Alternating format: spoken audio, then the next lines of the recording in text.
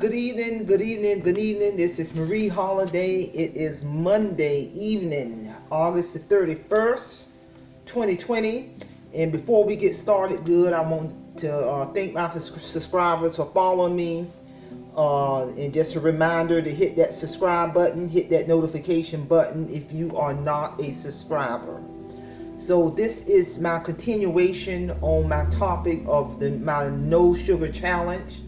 And I want to let the audience know that I'm on day 29 of 30 of my 30-day no sugar challenge. And the further I get along into this, the more easier it becomes, So again, I'm going to share with the audience some of my tips and strategies on what I do to deal with sugar cravings, to deal with stress when it comes up in my life.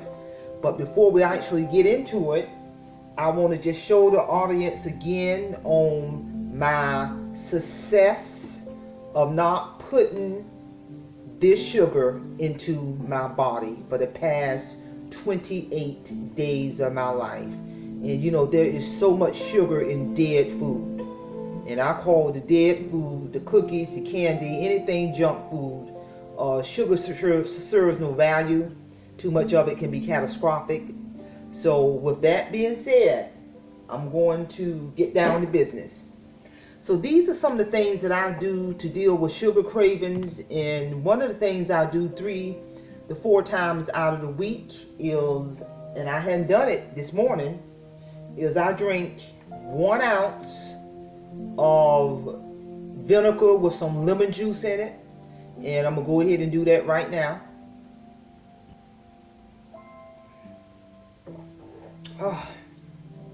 I drink it fast. I drink it, take it down with some water. And I'm telling you, you do this, for me, it kills sugar cravings, it detoxes the body, it does just wonders. Another thing I do to kill those sugar cravings, if I have them, I eat a handful of blueberries or raspberries or strawberries. Another thing I do to deal with these cravings, what helps me, is I take a look at my success. I circle in red on my calendar with a red marker on each successful day that I finish. And really that helps me deal with cravings. Another thing I do to deal with sugar cravings is I don't carry coins on me. I don't carry money on me. Because there's a difference between having cash money on you or having money on your debit card. But if you don't, for me, what works for me, by not having money easily, readily available, that helps deal with my cravings. Another tip that I do, believe it or not, that helps deal with cravings is I drink a lot of water. I drink a minimum of 6 to 8 of these bottles a day, sometimes more. I drink a lot of water. Another thing I do is I stay away from artificial sugar. For me, artificial sugar, all it does is triggers me to really want junk food, dead food. I eat a high amount of protein every day that helps deal with my sugar cravings. I eat a lot of chicken. I eat a lot of turkey, ground turkey. I eat peanuts. I eat peanut butter.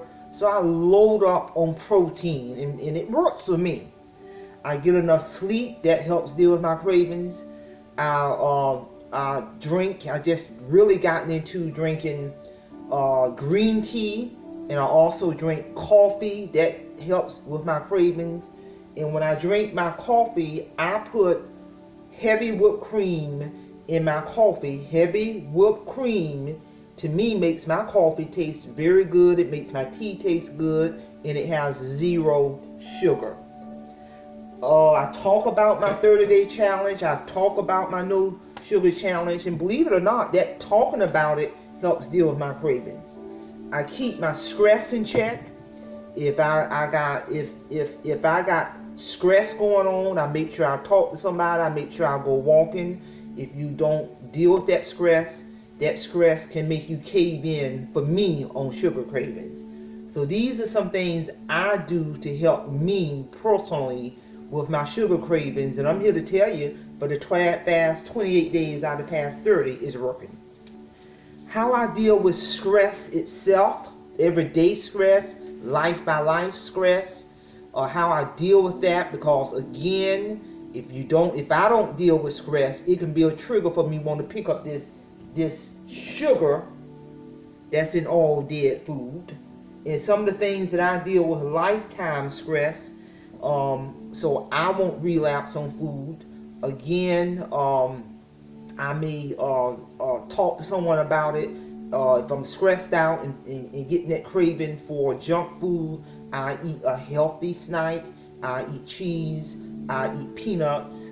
I make sure, well, in terms of dealing with stress, I motivate myself to make sure I get my 4 days in a week on my walking trail. Also, what helps me deal with stress is have 1 or 2 positive friends who is willing to join you on this challenge, to help deal with stress. 1 or 2 positive friends who's willing to talk about whatever you want to talk about from A to Z, to help deal with stress. Not a negative person, but someone who's positive and objective. All of those things help me deal with stress. Another thing that helps me deal with stress is I have hobbies. I collect movies or old DVD movies. That's a hobby for me. Selling on Facebook Marketplace is a hobby for me. Traveling, taking vacations is a hobby for me. Meeting people and having conversation with people you never met before is a hobby for me. So just having a hobby helps me deal with stress. Do not bring work home with me, no shape, form, or fashion. That also is a stress reduction. So these are just some things I do on a day-by-day, week-by-week basis to deal with stress. I pray, I meditate every day. That helps deal with stress. I've turned my home into a paradise. When your home is a paradise, when you declutter your home, for me, all of those things are de-stressor for me. And I also learn from my past mistakes. You know, you go through life, you learn from your past mistakes. All of those things help me deal with stress. Talk to a counselor. There's nothing wrong with ever talking to a counselor to help deal with stress. And, you know, that talk can be anything from A to Z. So I do all of these things to help me deal with stress so I won't relapse back on sugar in my life. So again, when the emotional, mental, spiritual are whole, in sync with one another, all of these things help me stay focused on my financial freedom. It helps me stay focused on maintaining no sugar in my life when all of these elements are working in sync with each other. So when I say financial health, because the audience is aware, I'm always linking everything with financial health. That includes managing any type of school loan. So that's going to set the stage for my next segment, my next cliffhanger.